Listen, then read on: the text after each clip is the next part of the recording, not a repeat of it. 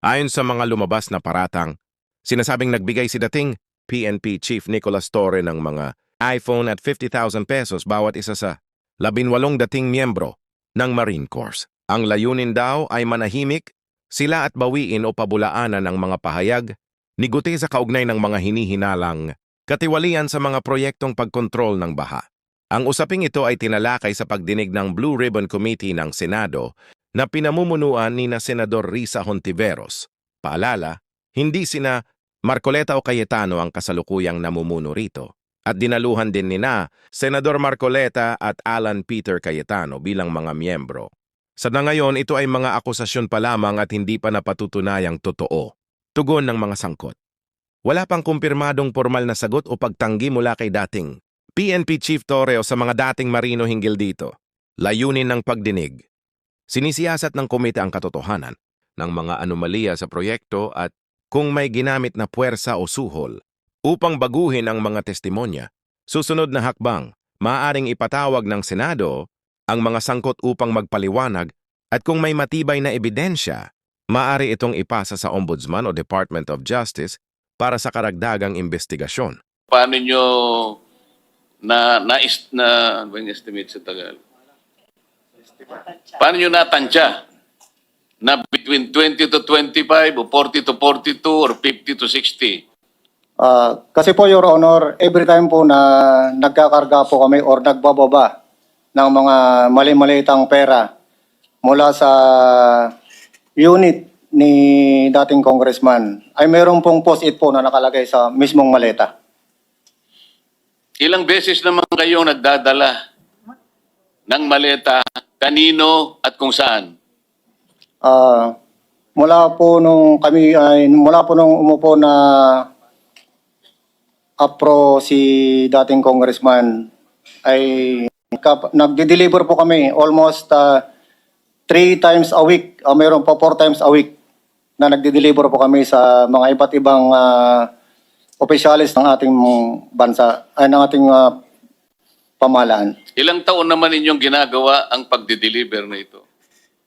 Mula po nung umupo na APRO si dating congressman Saldico, Your Honor. Anong taon yung dati siyang chairman ng APRO?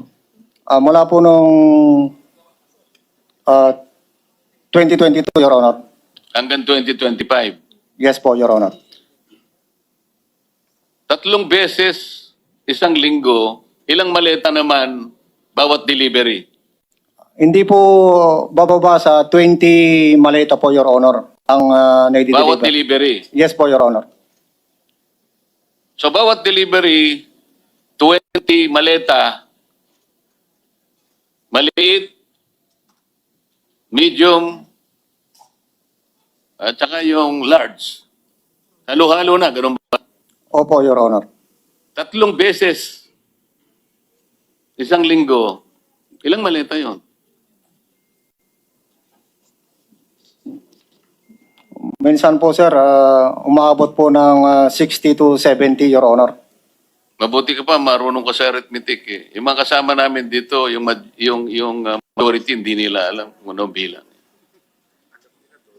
Ang alam nila, 12. 24 kami.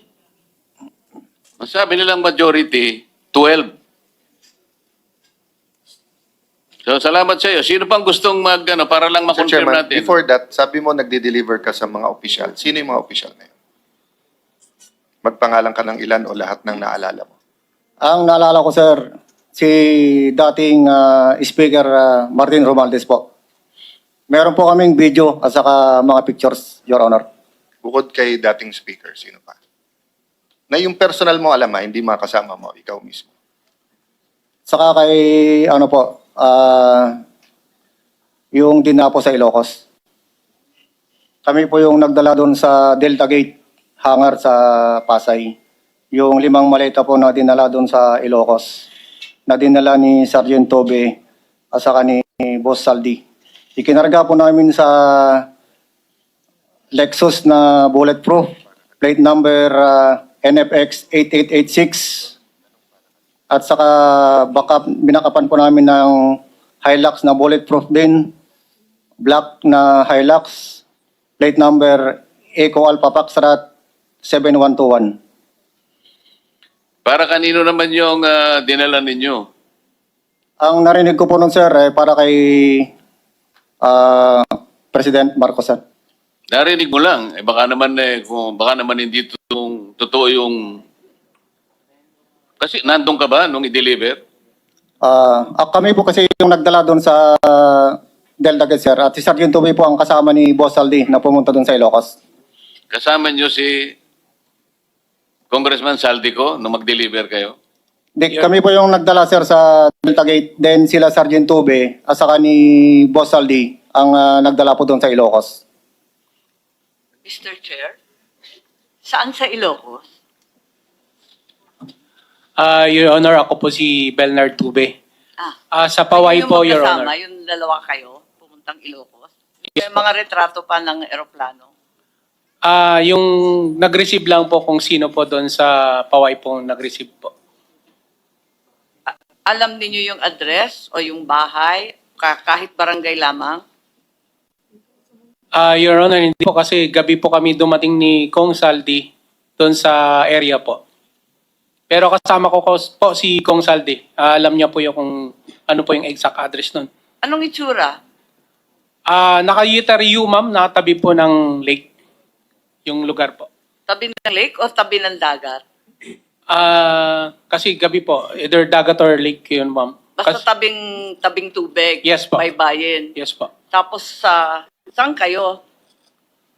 Doon ma'am sa letter U na bahay ma'am kasi nakikita ko po yung mga picture nung ni dating president po na si Marcos din po. May picture din po sila ng family din po.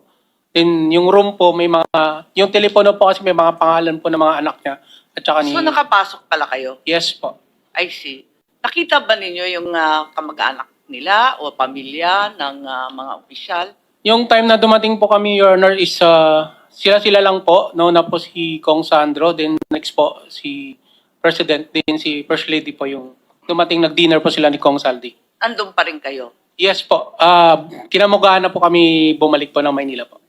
Kailan kayo nagpa-picture? Nakita ko may mga retrato pa kayo eh. Your Honor, natandaan ko 2022 pero di ko matandaan yung... Pero that was the same visit nung naghatid kayo ng Yes maleta. po, yes, Your Honor. Thank you po. May mga kopya ba attached? I haven't had the time to look at this, Attorney Baligo. Do you have copies here? Because I've seen them before, but I'm not certain that they've been submitted officially to the committee and to the chairman. Yung picture po ni Sergeant Tube, nakasama si Congressman Sandro, and then, may picture po pero hindi ko sinama dyan. Meron din po siyang picture na kasama si BBM. Pero hindi ko rin po sinama sa affidavit. Kailan ninyo may sasubmit yung mga larawan, mga pictures o video kaya na lalong magpapatibay nung inyong sinasabi sa umagang ito? Pagkatapos po nito, Your Honor, ay iipunin namin sa isang USB. In fact, nag-umpisa na kami mula nung natanggap namin ang imbitasyon ninyo. Pero marami po talaga ang iba't ibang sources. Itinago rin po kasi nila yung kanilang telepono. Dahil, alam niyo po... Sino po ang nagtago? Nung una po kasi, nung lumabas si Sergeant Gutesa, lahat sila ay pinatawag, no? Siguro sila ang magkwento mamaya. Pinatawag sila at right there and then, kinuha po yung kanilang telepono. Gusto ko sila nang magkwento. Sila Sino po, ang pwedeng magkwento doon sa bahagi na yon na sinasabi ni Attorney Baligod? Yung tungkol sa telepono, sino yung kumuha ng telepono? Your Honor, Pangalan po, pangalan. Ako pala si Bini is Buluntati. Your Honor, nung pumutok yung flood control po, 2024, nakapagsalita na po dito si Master Sergeant Orly Gutisa. Ngayon, maraming nagliligaw sa amin. Ano po? Ano po? Nililigawan po kami na hindi na po kami magsalita para manahimik na lang po. Una niya, napatawag kami sa... Sino po ang lumiligaw sa inyo? Si dating Chief of Staff, Nick Torre po. General Torre po. General Nick Torre. Yes po, Your Honor. Anong klaseng panliligaw naman ang ginawa sa'yo? Siyempre yung nanliligaw, kumbaga sa babaeng nililigawan, kung ano-ano ang ino-offer, kung minsan may bulaklak, may tsokolate, pinakikita ang kagandahang loob, lalaki, para lang maibig mo. Anong klaseng panliligaw ang ginawa niya? Una, Your Honor, kinausap kami na pirma ng affidavit na walang bisa namin yung mga sinasabi ni Orly Gutisa po. Ibig sabihin, pinagagawa kayo ng affidavit na huwag ninyong patotohanan Opo, Your Honor. yung mga pinagsasabi Opo, Your Honor. na nauna ni Sergeant Gutesa. Opo, Your Honor. Pumayag ba kayo? Katunayan nga, Your Honor, matagal kami nagdebating dalawa eh. Simula alas 4 hanggang alas 7. Kaso lang yung apat na kasama ko, napilitan na silang pumirma, gawa nung naipit na po, baka kami ay mapahamak po sa kanila. Mapahamak pong sarili namin po. Sa makatwid, hindi siya nanliligaw, nananakot siya. Yung nanliligaw, malumanay, magandang approach. Pero natakot ang mga ibang kasama mo, nakapirma doon sa kanyang nakapirma, kagustuhan na huwag patotohanan yung sinasabing nauna ni Sergeant Gutesa. Yes, Your Honor. Bali, 5 kami po yung pumirma. Ako yung pinakahuling pumirma. Pero ngayon, sinasabi mo na napapirma ka lang dahil napilitan ka lang. Yes, Your Honor. Pagkatapos nun, ano naman ang pabuya na binigay sa iyo kung meron? Binigyan kami ng 50,000, Your Honor, para sa disturbance namin. Pakiulit nga po, magkano po? 50,000, Your Honor. Yen, Pesos. Yo. pesos. Opo. Sino nagbigay? Si Annalisa Gaspar po. Yung staff niya doon po. O ano naman ang, bakit nila kayo binigyan? Kayong lahat binigyan ng 50,000 pesos Yes, Your Honor. para manahimik Opo, Your at Honor. huwag patibayan ang pinagsasabi ni Sergeant Gutesa. Opo, Your Honor. At saka sa mga sunod na araw, Your Honor, pinatawag naman po uli kami na yung lahat ng cellphone po namin ibibigay po sa kanila. Sa anong dahilan? Papalitan po ng mga bago po, iPhone po. Ano bang klase yung mga cellphone nyo? Nokia? iPhone 16. So papalitan nila ng mas maganda.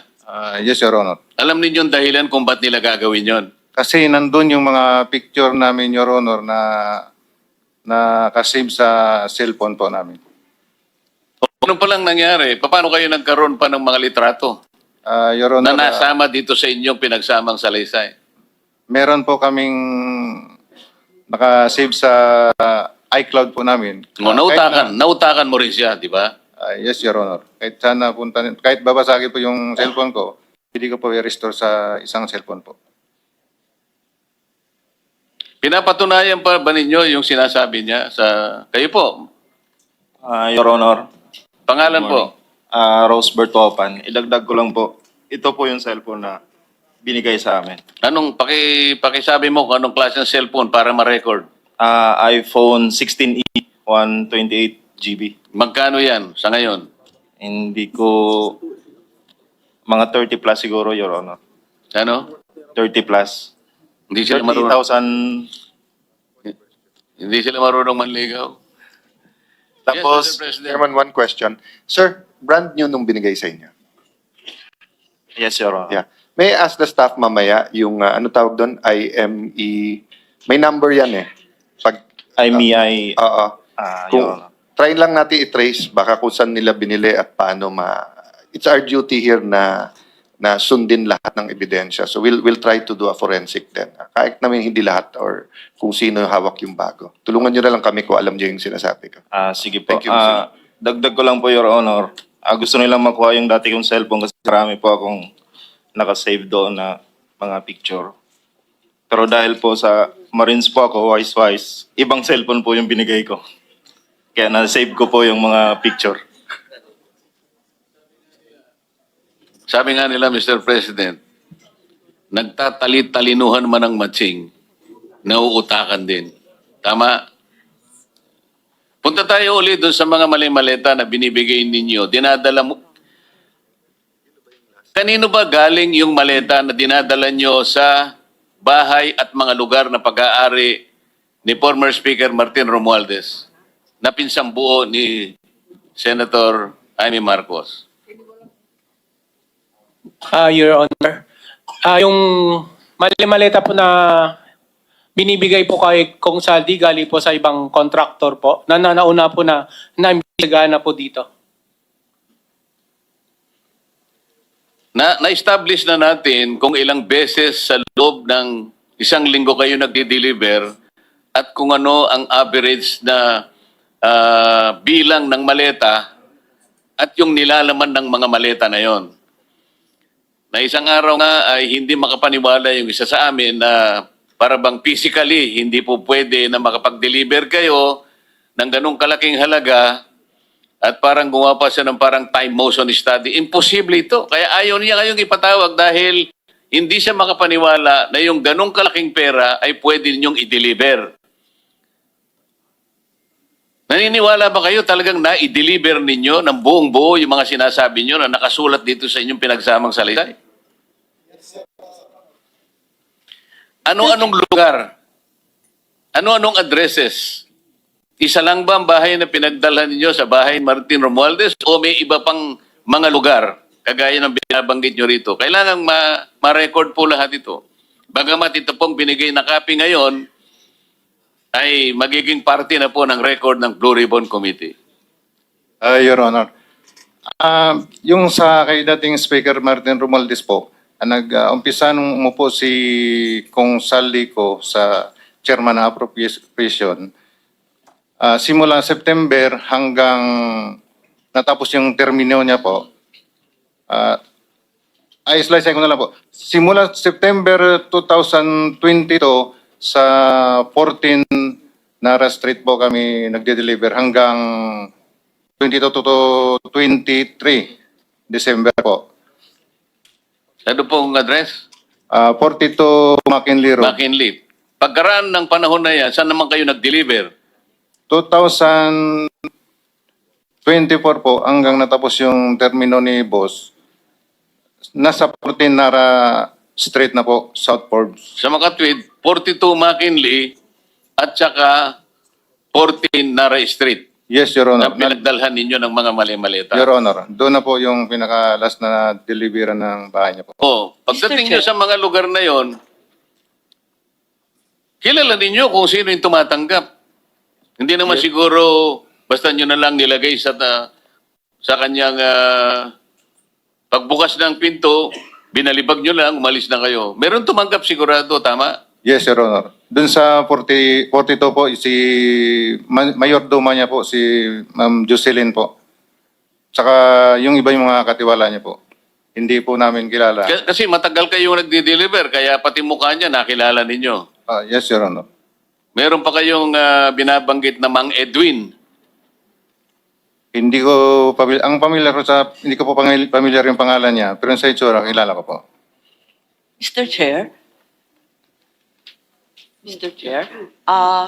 Mabalik lang dun sa delivery sa Ilocos. Sabi niyo 2022 at balita meron kayong mga retrato. Kung dala ninyo, baka naman pwedeng ipakita ngayon ang mga photo at video kahit hindi pa sinama sa sinumpaang salaysay. Your Meron ba, Honor, Attorney? yung picture lang po namin ni Kong Sandro yung kasi ayaw pa picturean ni Kong Saldi yung maleta po. Pero may nakita akong mga picture, kung pwedeng ilabas na rin ngayon para mapatunayan. Maraming nakikinig at mga Ilocanong abalang-abala. Bago yon, habang naghahanap si Attorney Baligod, I'll take advantage of the presence of the lawyer of Mr. Saldico, Attorney Rondain, dahil nababanggit naman ang pangalan ng kliyente mo. Pwede ko bang malaman mula sa iyo, Attorney, kung... Mr. Chairman, can we administer the oath?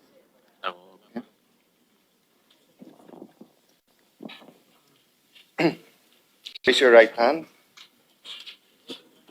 Do you swear or affirm to tell the truth, the whole truth, and nothing but the truth in this proceeding? For the record, Mr. President.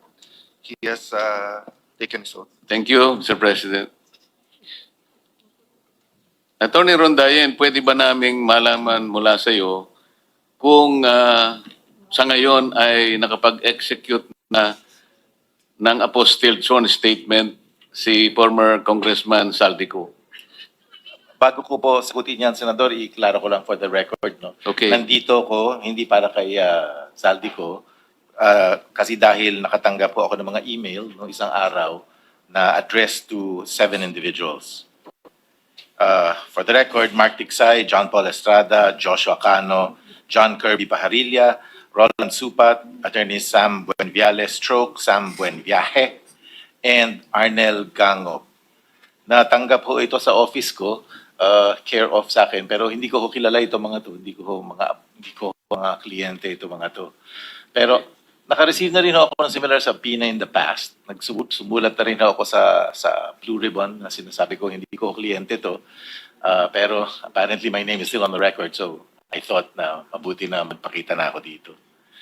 Mula sa salaysay ng mga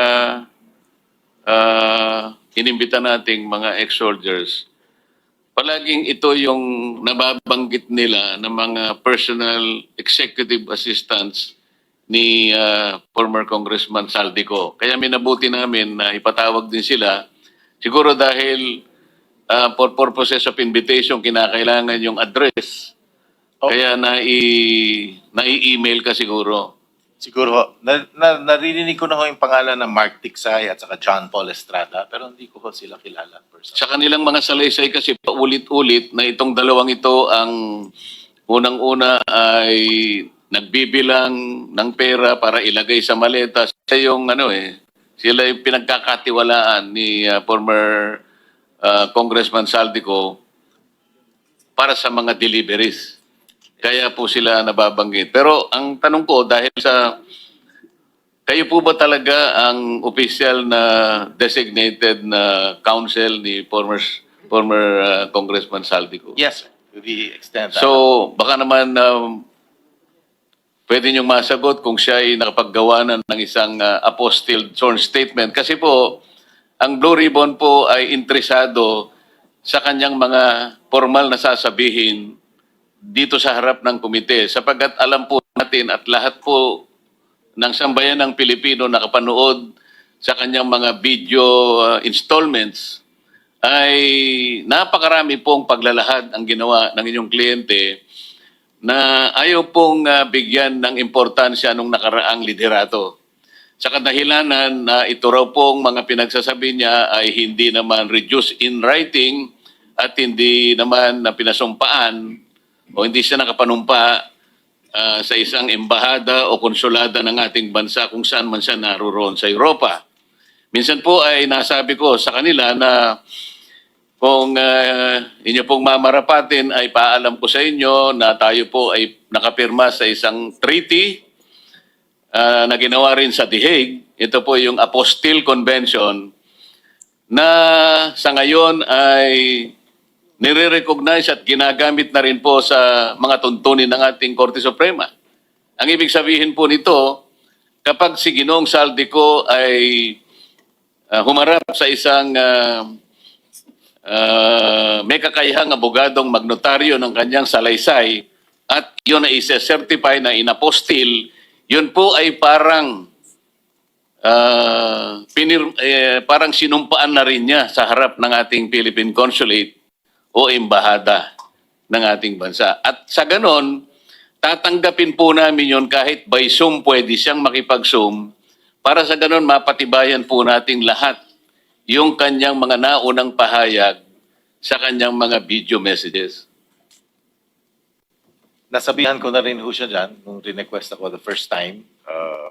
Sinabihan ko na rin siya. Sinabi niya na at that time, a few months ago, hindi daw niya prioridad yan. But sasabihin, papaabutin ko ho ulit yung... So sa ngayon po ay wala pa. Wala ho akong alam na meron siyang sworn statement. At maaari po bang mag-request ang komite sa pamamagitan ninyo na kung siya po ay makapag-execute ng isang apostilled na sworn statement, yun po ay tatanggapin namin sapagkat no less than the Supreme Court already incorporated the Apostille Convention into into the rules. I will relay it, Senator. Salamat po, Attorney. Thank you. So, Attorney Baligod, I'm sorry. I'm sorry, Mr. Chairman. May I be excused now since I have nothing to contribute? sige Mr. po. Chairman, may I... Baka may tatanong pa. Yes. Na, sundan ko lang yung request, no? Yes, sir. Of course, the number one request is kahit by Zoom kasi iba yung cross-examine or nakakapag-clarificatory Yes, sir. question. Number two, yung apostille. But in the worst case, halimbawa, hindi siya makapagharap sa sa consulate natin na dahil delikado din yung ano niya, basta't ma-verify lang namin na galing sa kanya. Because para tong isang malaking puzzle eh. At sa isang malaking puzzle, kahit pinakamaliit na pyesa, pag nawala, hindi mo mabubuo. And it will be unfair to the Filipino people kung bubuuin natin ng konti yung puzzle tapos ituturo natin. Di ba? For example, kay Senator Jinggoy right now, di ba? It's unfair na siya ang nasa kulungan tapos malalaman natin lahat pala itong nangyayari. So, Attorney, I know we're both lawyers, so we are officers of the court. So, we'll do our best here. Please do your best then and in search of the truth. I will, Thank you. Senator. Thank I you. promise.